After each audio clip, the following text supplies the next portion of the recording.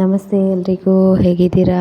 ಎಲ್ಲರೂ ಚೆನ್ನಾಗಿದ್ದೀರಾ ಅಂತ ಅಂದ್ಕೊಳ್ತಾ ನಾವಿವತ್ತು ಮಂಗಳೂರಿಂದ ಮೈಸೂರಿಗೆ ಹೊರಟಿದ್ದೀವಿ.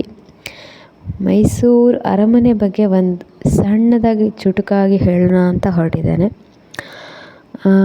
14 ಮತ್ತು 15ನೇ ಶತಮಾನದಲ್ಲಿ ಮೈಸೂರು ರಾಜರು, ಒಡೆಯರು ತಮ್ಮ ಆಡಳಿತವನ್ನು ಪ್ರಾರಂಭಿಸ್ತಾರೆ. ಅಂದರೆ 1399ರಲ್ಲಿ.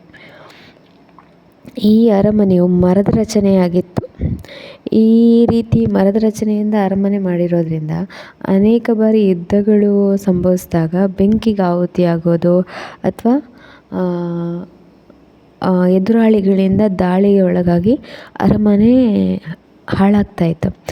ನಂತರ ಮರುನಿರ್ಮಾಣ ಮಾಡ್ತಾರೆ, ಮತ್ತು ಅದೇ ರೀತಿ ಬೆಂಕಿ ಆಹುತಿ ಆಗುತ್ತೆ. ನಂತರ 1897ರಲ್ಲಿ ಅರಮನೆಯನ್ನು ಮತ್ತೆ ಇಂಡೋ ಸಾರಾಸೆಮಿಕ್ ಎಂಬ ಶೈಲಿಯಲ್ಲಿ ನಿರ್ಮಿಸ್ತಾರೆ. 1897 1912 ತನಕ ಈ ಅರಮನೆ ಕೆಲಸ ಆಗ್ತದೆ. ಇದು ಬ್ರಿಟಿಷ್ ಆರ್ಕಿಟೆಕ್ಚರ್ ಹೆನ್ರಿ ಏರಿಯಸ್ ಅವರು ಈ ಅರಮನೆಯ ಯೋಜನೆಯನ್ನು ರೂಪಿಸ್ತಾರೆ.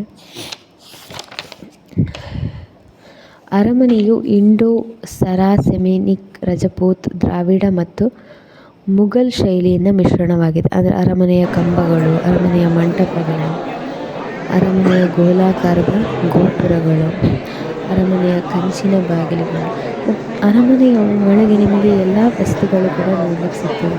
ಹಳೆಯ ಶೈಲಿಯ ಬಟ್ಟೆಗಳು, ಹಳೆಯ ಶೈಲಿಯ ನಾಣ್ಯಗಳಿರಬಹುದು, ಅಥವಾ ನಾವು ಅಡುಗೆಗೆ ಉಪಯೋಗಿಸುವಂಥ ಪಾತ್ರೆಗಳು, ಅಡುಗೆ ಮಾಡುವಂಥ ಯಾವ ರೀತಿ ಉಪಕರಣಗಳನ್ನು ನಾವು ಬಳಸ್ತಾ ಇದ್ವಿ ಅದಿರ್ಬೋದು. ಆ ರಾಜರುಗಳ ಉಡುಗೆ ತೊಡುಗೆಗಳು ಇರ್ಬೋದು, ರಾಜರುಗಳು ಯುದ್ಧಕ್ಕೆ ಹೋಗುವಾಗ ಉಪಯೋಗಿಸ್ತಾ ಇದ್ದಂತಹ